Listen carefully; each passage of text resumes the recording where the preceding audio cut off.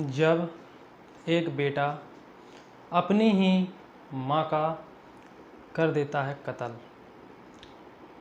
Game की इतनी लत लग जाने के कारण अपनी ही माँ को गोली मार के हत्या कर देता है।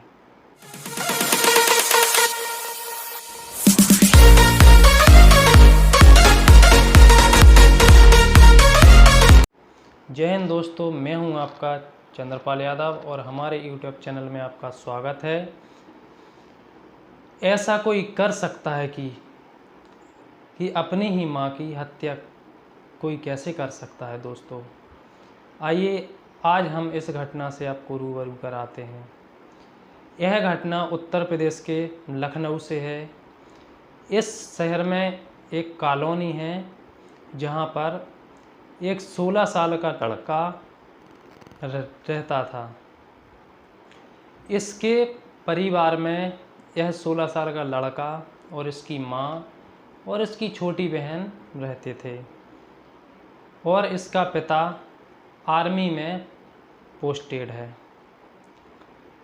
यह बड़े ही प्यार से अपना पूरा परिवार जीवन यापन कर रहे थे। दोस्तों कुछ महीनों से इस 16 साल के लड़के को पबजी गेम का इतना लत लग जाता है कि यह गेम के लिए 24 घंटे गेम ही खेलता रहता है।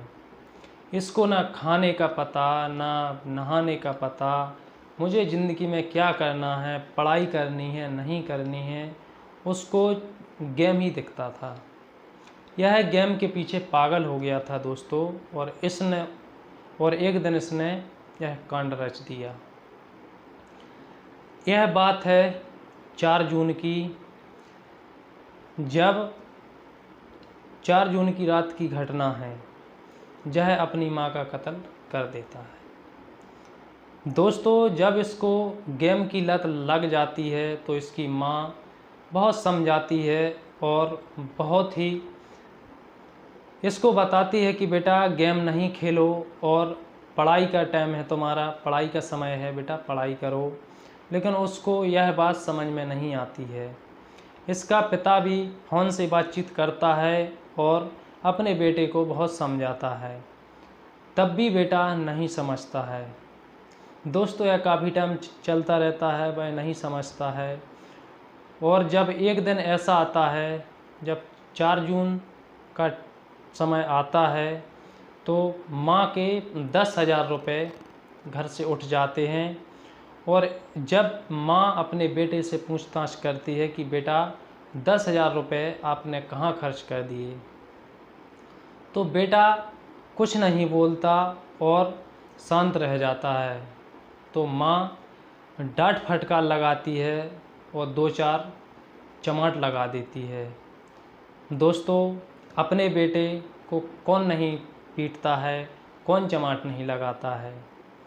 दोस्तों बेटा गुस्सा हो जाता है और उस टाइम पे शांत रहता है।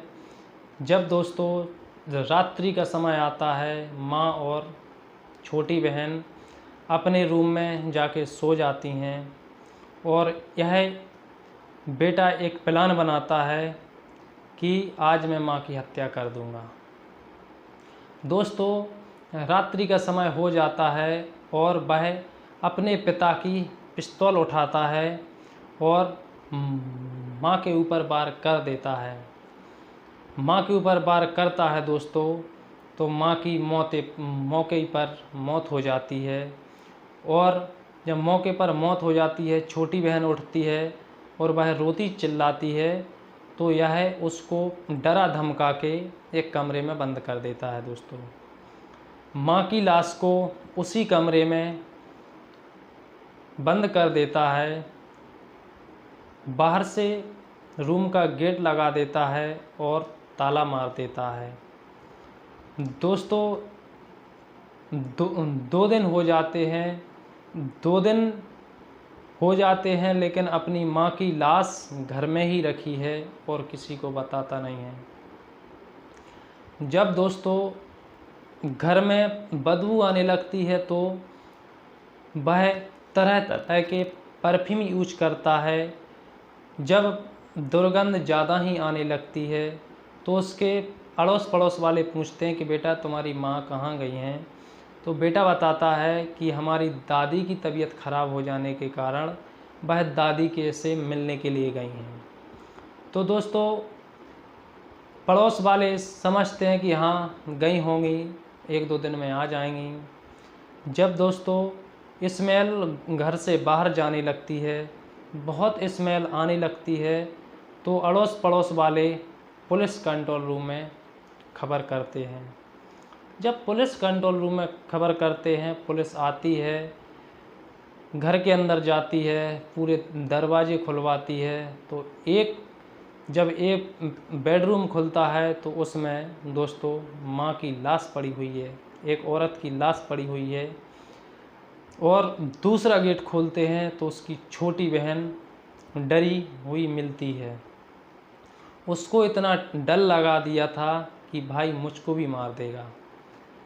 दोस्तों उस 2 दिन में भी वहीं अपने दोस्तों को बुलाकर पार्टी करता रहा, अपने दोस्तों के साथ पार्टी करता रहा, मौज मस्ती करता रहा दोस्तों।